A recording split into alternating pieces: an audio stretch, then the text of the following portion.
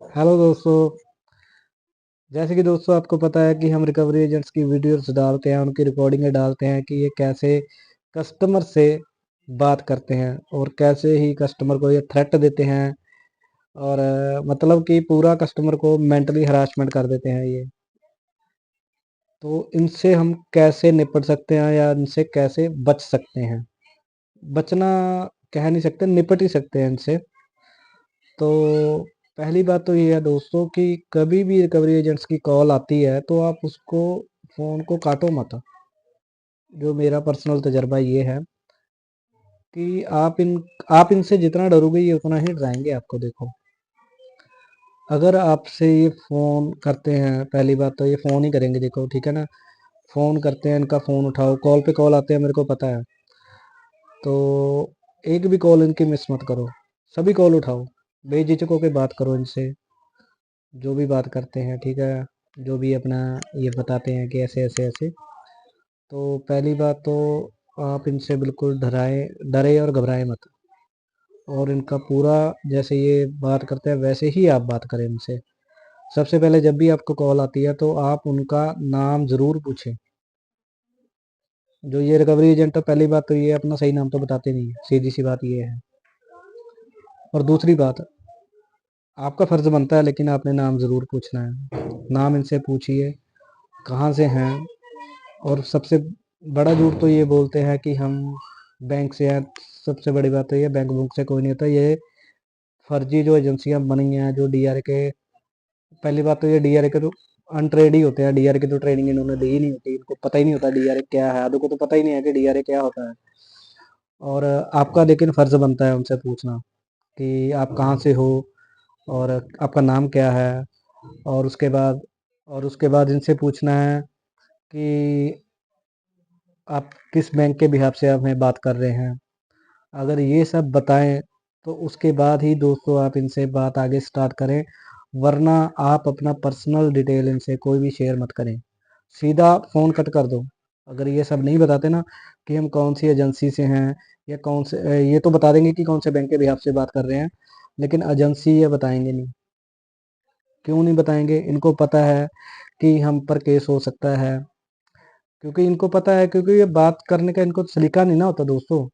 डर उसको होता है जिसके मन में चोरी हो। मतलब इनके मन में चोरी होती है तभी तो ये अपना असली नाम तक नहीं बताते। आप खुद सोचो ना, ये जो बता देते हैं कि हम ये, मेरा नाम ये है, मेरा नाम फलाना, ये इनके असली नाम नहीं होते। ये फर्जी नाम होते हैं। ये फर्जी नाम से ही आपसे बात करते हैं। और कई भाई बंधु तो मैं मतलब देखता हूँ, कई बार कमेंट आते हैं कि भाई हम इतना ज़्यादा परेशान हो गए हैं इनकी कॉल से। तो भाई ये कॉल ही कर सकते हैं और ये कुछ भी नहीं कर पाएंगे आपका। तो जितना आप डरोगे उतना ही ये डराएंगे।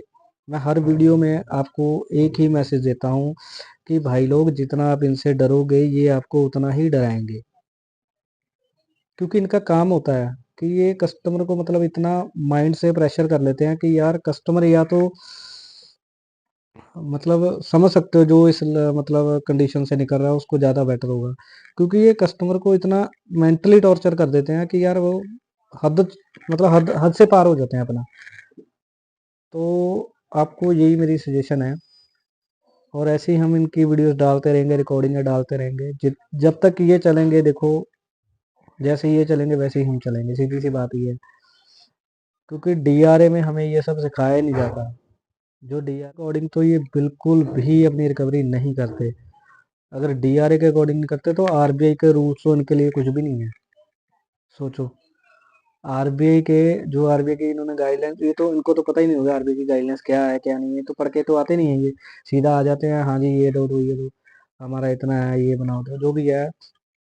तो अलग अलग कस्टमर के अलग अलग, जो हमारे फॉलोअर्स जितने भी बने हुए हैं सबके अलग अलग मतलब व्यूज़ आते हैं हमें, मतलब कमेंट्स आते हैं कि भाई हमें ये दिक्कत आ रही है, ये दिक्कत आ रही है। तो भाई मैं सभी को यही रिक्वेस्ट करूंगा, देखो जितना इनसे डरोगे ये आपको उतना ही डराएंगे।